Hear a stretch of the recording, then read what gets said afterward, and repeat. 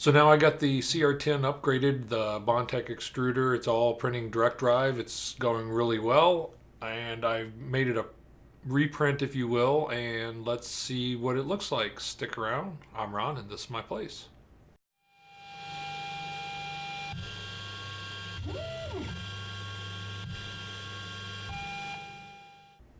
So the piece that ended up driving me to actually upgrade the CR10, as you saw probably in my previous video, is the tower print. Started doing a bunch of over extrusion, or excuse me, under extrusion, and I was getting clogs and a bunch of things like that. Well, it was kind of a bad print, and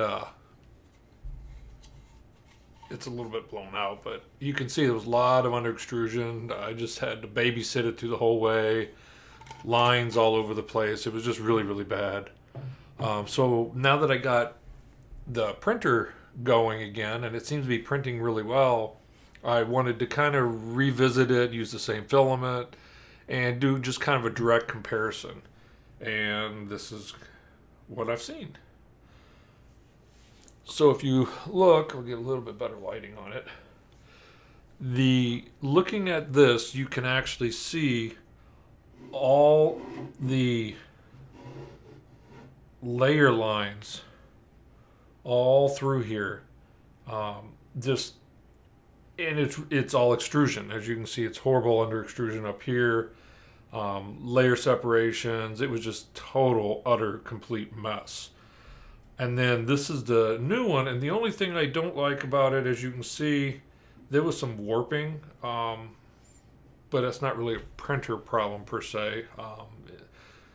It was just, that's kind of what it did, is it was doing some warping, but as you look at it, this one turned out really, really nicely. Really good details. Of course, it's kind of an organic print, but it looks really, really nice.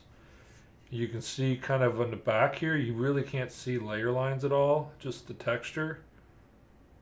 And you compare that to the one from before, and as you can see, you don't have to look very, very hard to see the lines and the difference.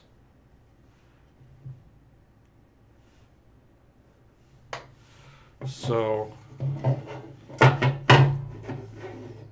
there you can see pretty good comparison there. Nice and smooth over here.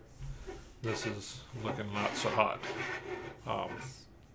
So anywho, yeah, it was good details. And I wonder if we can get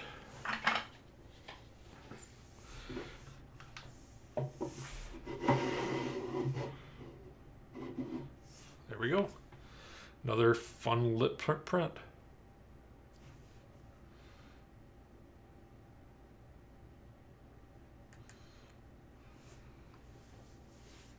So there you go. Obviously the under extrusion is now gone. It seems to be printing much better. It's stable.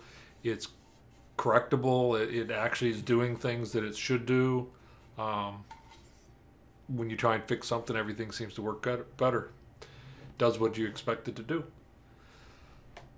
That's pretty much all I've got. This, of course, was printed on my CR10 using Maker Geek's White Hot White PLA.